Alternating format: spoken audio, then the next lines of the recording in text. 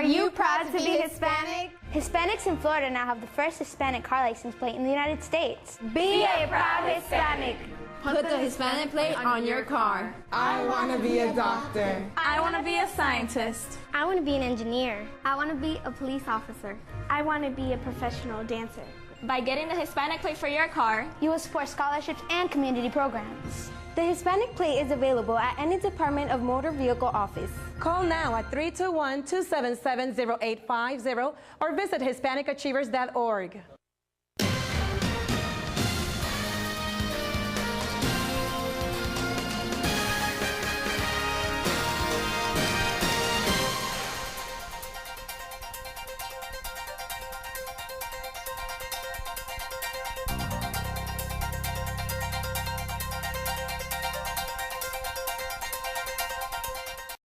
Hi, I'm Danny Ramos, and welcome to this week's edition of Hispanic Speak Out TV.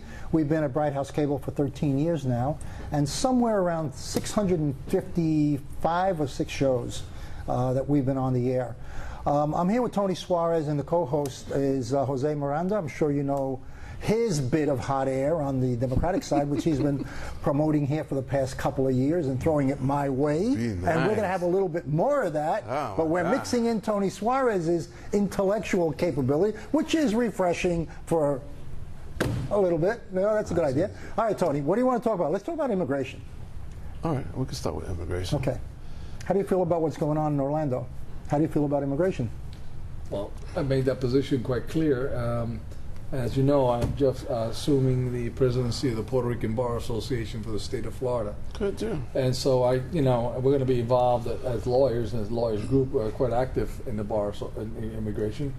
It is our position, it's going to be our position that immigration reform is necessary, a responsible way for society and for this country, and any attempt at blocking it is irresponsible. So that's where we're going to be, and that's where the side we're going to take. And what is bipartisan thing? Is this a bipartisan thing, or is this? Well, it's a bar association. I think that as a bar association's lawyers, I perceive my role as a lawyer in a very serious manner. I think that's an honor to be given that opportunity to serve, and I think that we have a high role in society. Mm-hmm. You know, what keeps us from being in roles like Syria or Afghanistan is the rule of law. Right. An organized system, and lawyers play an important part in that. So I think the lawyer's role is to ensure that we have justice and that we have a good and fair application of the law. And so therefore, whether that happens to be Republican or happens to be Democrat, so be it. Sometimes the Republicans will be right, sometimes it'll be the Democrats will be right. So we will just say it as it is, as we perceive it within the Constitution. Does the Puerto Rican Bar have a specific position on immigration, legalization, opening the door for a period of time? What really, when you say the Puerto Rican Bar, what is their real position? Not just a comment, but what is the substance? Well, the substance of the bill will start off with this: people do not want to be illegal. They come into this country because without applying, because they know that if they apply, the resources are limited. Right. So we could open up and change that all easy by easing the immigration process. Ease the immigration process, people will not have to be illegal.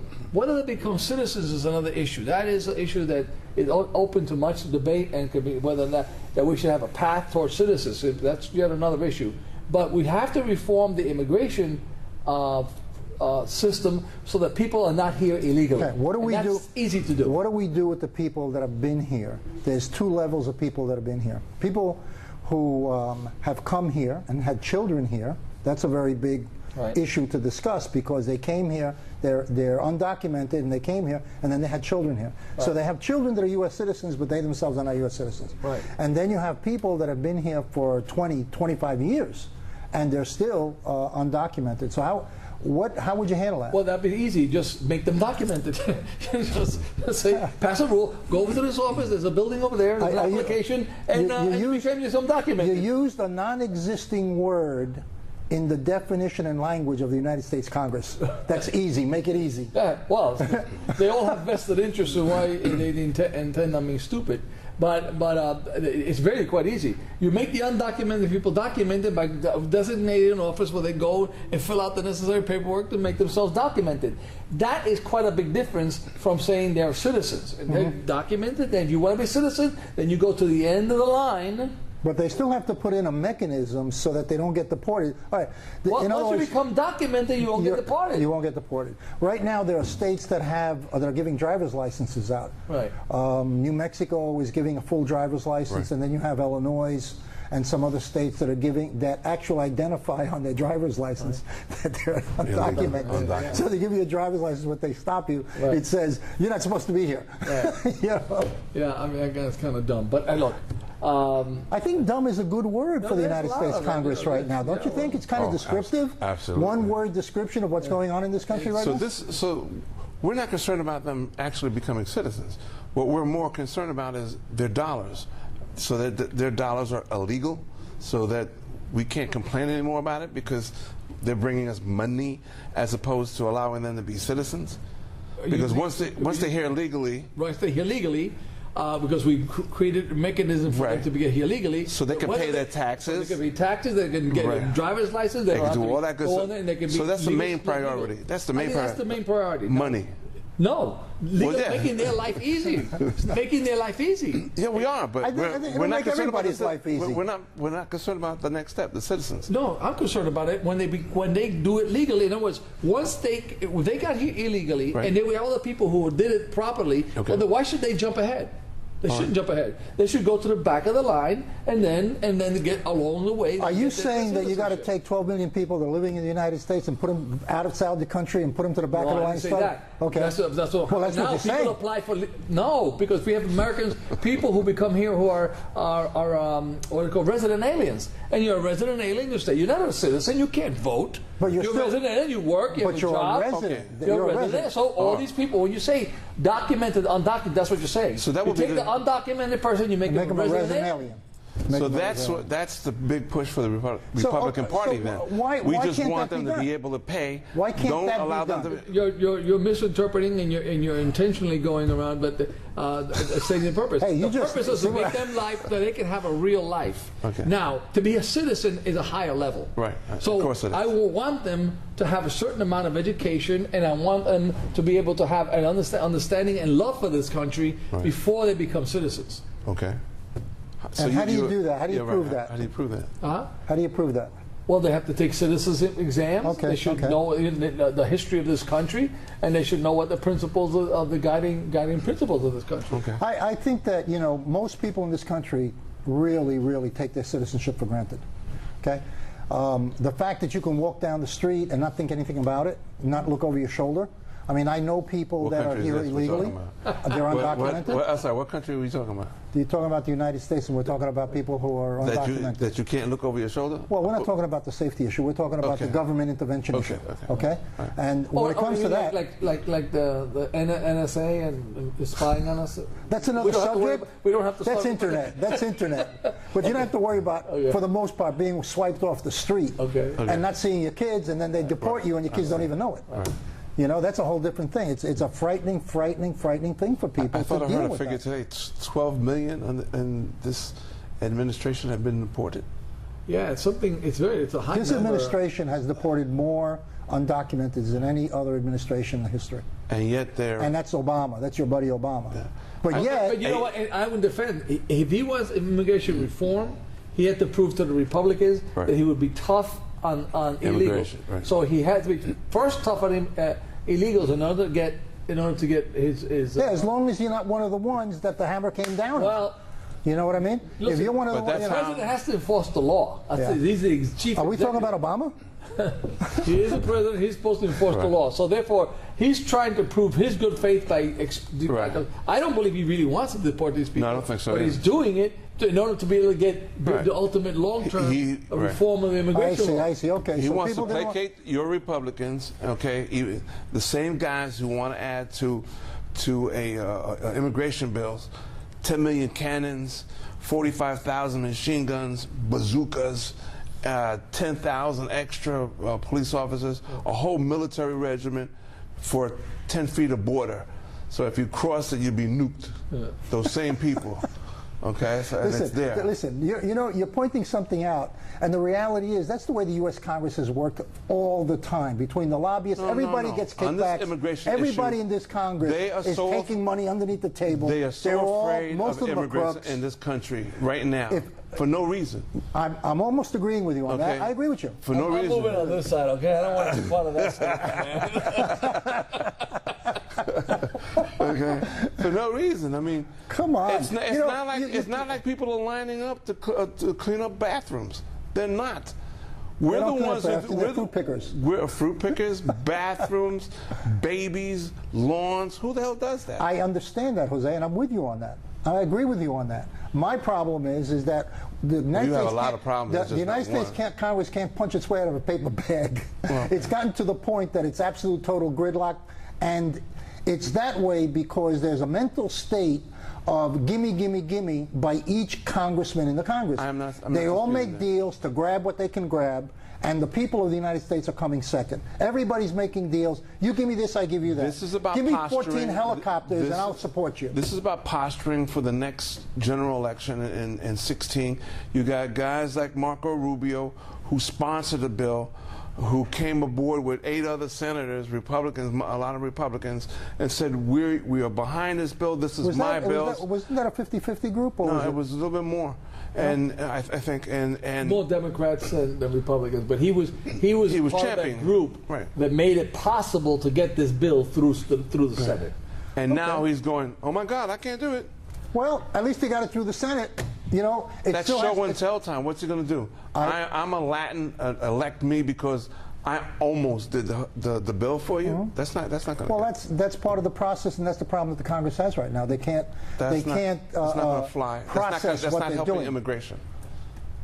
Immigration needs to be reformed. We're both in agreement with that. The 3 of us agree with that. The question is who's going to do it, how they're going to do it to get it done. And nothing's coming out of the Congress that's getting done properly. Nothing. Absolutely nothing. What was the quote that you said was the dissatisfaction rate for the United States Congress? 70%. Only I thought it was higher than that. 75% of the people think Congress should be sacked and new people put in. You agree with that? I totally agree with that. You agree with that? I don't agree with that because those 75% of the people that... Okay, the other side of it. The other side. They'll say everybody should be kicked except my guy. Except my guy. And my guy's good. Everybody else should be kicked. So the result is we continue to get the same. You know, you only get a turnover about 3 or 4% in the Congress. And that's true, and because we have gerrymandering going on and all that other kind of stuff. Okay, but we're going to take a break now, Jose. Sorry for cutting you off. We'll be back in a minute. We're going to take a commercial break and hold for the gerrymandering. Okay? We'll be right back. Desde el 1513, los hispanos estamos contribuyendo a nuestra nación. Demuestra tu orgullo de ser hispano. Cambia tu placa de auto a la hispana este año y harás una diferencia. Yo quiero ser una doctora.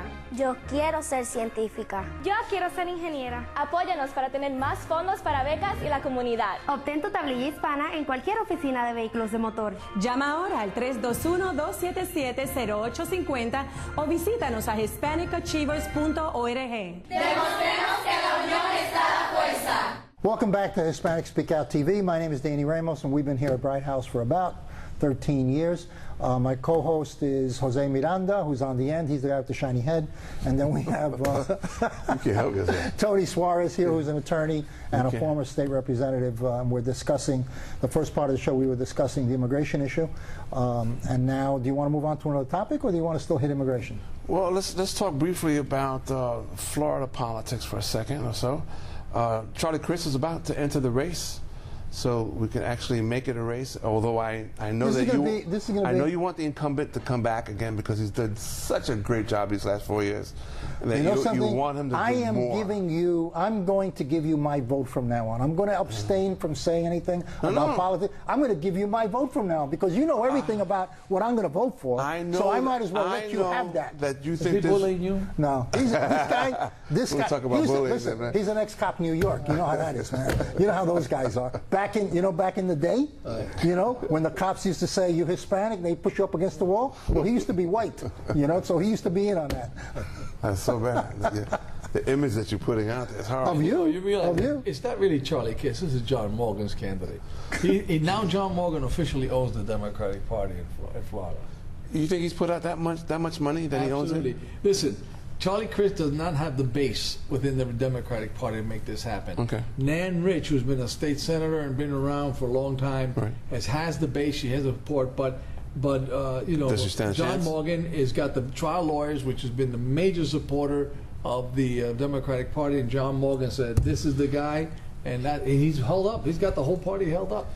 Is this a time for change in Florida? Let's say it's been Republican for forever. I can't. You can't say that. It was just recently, just literally, How I long would say ago? 1998 when it became fully Republican.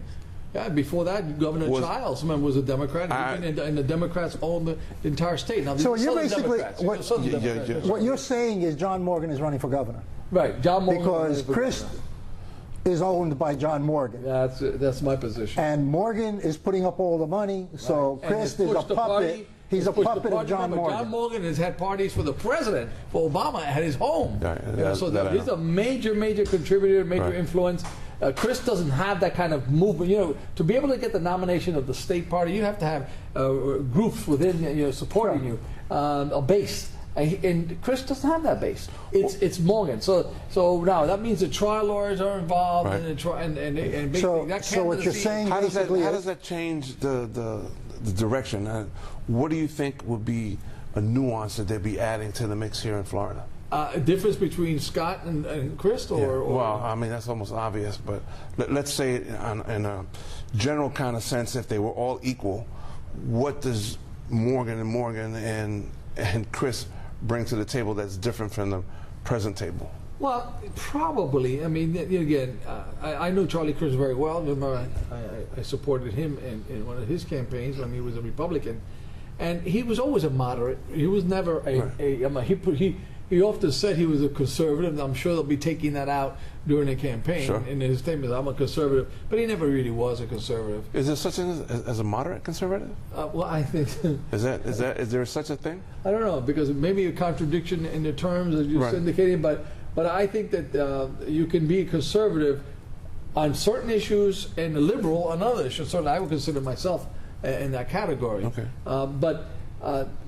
Charlie Crist was one of those persons that was not a right-wing Republican. He was a middle-of-the-road Republican, and now he'll be a middle-of-the-road Democrat. Okay, let me ask you a question, okay? All right, you know and I know that John Morgan has been pushing legalization of marijuana. Yes. Okay, he's pouring tons of money into that. Right. Okay, so you're saying, or can we come to the next step and say that Charlie Crist is the guy, if he gets elected, that's going to legalize marijuana Well, I put it this way, in he this probably state? would not object to it and would sign a bill, assuming the bill came to him.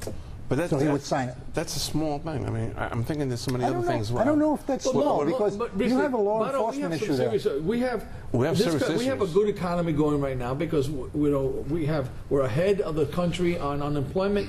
There has been a growth in our Are we economy. ahead, or the people are not registering to registering anymore? I don't know. Okay, I don't know. Those are speculation. People love to speculate. All right. The numbers. The numbers. Tell you that we have less unemployment in the state of Florida than the nation. We have had growth, particularly here in Central Florida. But we also have the lowest wage in the country. Maybe Even that's we might have why we have growth. We could raise the salaries to $15 an hour, and let's see how many jobs will be created. Well, okay, so... Okay, but even if you don't do that, okay, let's keep that low wage there, but that low wage person has to work 2 jobs or 3 jobs to equal 1 job. Is that a fair statement? How about that low wage person being unemployed, educates himself so he gets to a high wage person? That's great. He needs, what do we do to help bridge that? Not support him, but to help bridge that. How do we do that? Well, that's through education. Okay. You have to, in order to get to this piece in the education piece, somebody has to pay you so that you can pay the babysitter, so that you can put food on the table. And you can't, it becomes very difficult if you're working 2-3 jobs, minimum wage, and still try to educate. Shouldn't we be trying to help bridge that gap? I think everything we can to help them bridge the gap and to get an education. Okay, how do you do that? That's the Well, among the things, if you find yourself in a position that you already messed up your life and now you have 3 babies, and you got 2, and your daddy baby, you're locked in, you got all these problems. Well, now you got to go back to school, dedicate yourself, and hopefully we will have the fund available for you to study. That's not impossible. Education should be low cost. So we should, if we had to fund money, I would be putting money into our education system. So I would love to see the education free at university level, because every person who invests his time to get education is investments coming back to society. Right, agree. But that's why we keep our university prices slow compared to private universities, which are much more expensive. I've seen people do that. I know people who have done that. They've made the mistakes. Right. I know a couple of women. I know more than one who've had 2 or 3 babies. We're not talking about your social life now. No, we're not talking about my social life. I don't have babies. Okay. So, and what they did was they went to technical schools. Right. Okay, they went to one I know went to a medical technical school. In 9 months, 10 months, she was done. She got a job at a doctor's office. They opened the door for her, and now she is the administrator of that doctor's office. Right. So she's doing well. Right. She's doing well. She still gets a little support, but not what she was getting well support before. Right. It was 100% support. Right. Now it's about 15% support. No, I was just concerned about the gap. You know, how do you bridge it? I think it's an excellent idea about the universities and stuff and the colleges. You need to get support if you have family. The family has to play a role in supporting you to go through a life change. You can't, it's very hard to do it on your own without family support. No, I'm talking about you're going to have to go, the government has to figure out work programs or something. You work X amount and you get credit for X amount. The government and take that credit and put it into education. Child support, child care for you and stuff like that. But and those are all programs that are cut now. Well, we have to put money into those programs to make sure you go to make it to school. Money available. You're not going to give you money so you can sit home and do nothing. I agree, agree. And then you're saying, oh, what we need to do is raise the rates at Burger King to $15 an hour because that's all I can do. No, you can do better than Burger King. Right, leave it at $5 an hour so that we can have more jobs like that. Those are part-time jobs. Yeah, exactly. Until you get educated, and then you can get a higher job per hour. But you know, you cannot say to society and have a healthy society, don't worry about it. Do whatever you want. We'll take care of you. You know. So go ahead, get party, get high all the time. Right. And then whenever we'll get you a job at Burger King, and you're going to make the same amount of money as a guy who got his bachelor's degree and spent $40,000 getting it, and is a technician at a television station. But are we doing in the same process, dooming some to a perpetual life that they're going to be poor for the rest of their lives? Because we made it almost I just don't difficult. Believe that, Jose. Yeah, I'm just saying. I believe that people want to get ahead, and if they want it, they will do it. I've seen that so many times. It's in our community, you got a lot of stories like that. Real quick, go back to the marijuana thing with John Morgan. If legalization of marijuana goes through, even medical, even medical, do you think it will create a law enforcement problem for Florida? You only got a couple of seconds, so let's do it quick. No, it won't change. Okay, what about you, Tony? You don't think it'll be a problem? I don't think it'll be a problem whatsoever. Right now, most small amounts of marijuana are treated in pretrial diversion programs, and actually I think it will reduce the cost of enforcement. All right, we're going to break now, and we're going to Maribeth Gonzalez, who's here with Planned Parenthood, and she's going to cover the Affordable Care Act with women's issues. So don't go away. Hi, this is Maribeth Gonzalez. I'm a family law attorney in Central Florida, and today I'm here to discuss women's health issues. And my name is Anavi Escamani, and I am the proud External Affairs Manager for Planned Parenthood of Greater Orlando. And today we're going to be talking about the Affordable Care Act. Can you tell me a little bit about the Affordable Care Act and how does this affect the community? Definitely, I would love to. So the Affordable Care Act is also more commonly known as Obamacare. This might be how you heard it in the media and so forth. And really, what it is it's a historic healthcare reform bill that was passed back in 2010. And since then, we've been seeing it roll out in bits and pieces to really have a larger impact in the Central Florida community and across our country. And one of the biggest stages for the Affordable Care Act is October 1st, which you might have already seen. The marketplaces open up, which I'd be more happy to talk about a little bit more if you want me to. Yeah, what does the Affordable Care Act do? So it does a lot, and it's kind of hard to put it all into in a 5-minute segment. But major key points. Yeah, especially when we're talking about women's health care, preventative care is now available to women without copay. And so what that means is that when you go to your doctor for things such as a well woman exam, which includes a pap smear, things like STD or HIV screenings, domestic violence screenings, breast examinations, even gestational diabetes screenings, prenatal care, breast pump. Those type of services that you would usually go and have to pay a copay for are now available without out-of-pocket cost. And so it really makes preventative care more accessible and for all women who have private insurance. Okay, and that's a key word. You said private insurance. Yeah. What happens to those women who don't have insurance? Well, as you might have already seen the news, on October 1st, the exchanges opened up. And the exchanges are basically, they're in person, it's over the phone, it's also online. It's a network where you can actually shop and compare rates for private health insurance plans. And here in Florida, we have what's called a federally facilitated exchange. And so what that means is that the federal government has created our exchange for us, or this online marketplace for us. And so if you are uninsured, you can actually go into this website, it's healthcare.gov, and look at different private insurance rates and compare them and see what's right for you and your family.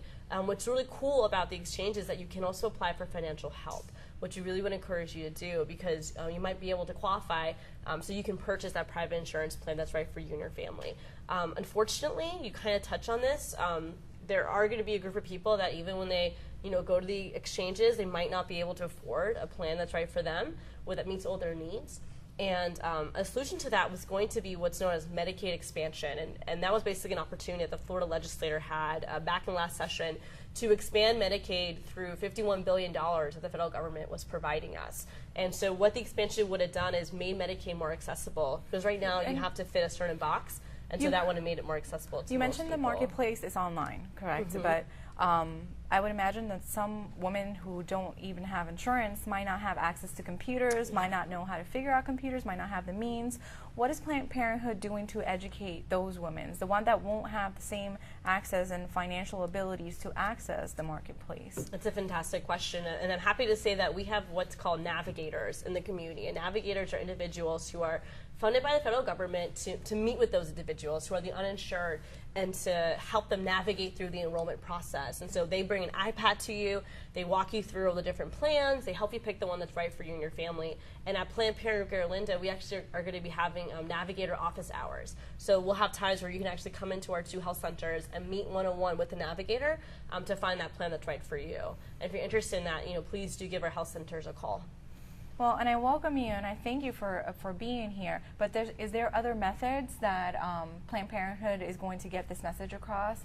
Like, are you guys doing fundraisers? Yeah, well, we are actively doing outreach for the Affordable Care Act. We're actually working in our health centers, at health fairs, at community events to identify those who are uninsured and to get them connected with the navigator. I was just over at the Stroll for Life event, which was over in the Washington Shores area, talking to individuals about their insurance and identifying those who don't have insurance. We collected their contact information, and we're going to connect them with a navigator. So before we leave tonight, what would be a key thing, a key point that you would want to leave our viewers with regards to the Affordable Well, Care? I would definitely encourage you to check out these 2 websites. We have healthcare.gov, which is taken care of by the federal government, but we also have PlannedParenthood.org/health insurance. And this is a website facilitated by Planned Parenthood that can help you learn more about the Affordable Care Act and ways that you can be insured. Thank you so much. Good night. Thank you.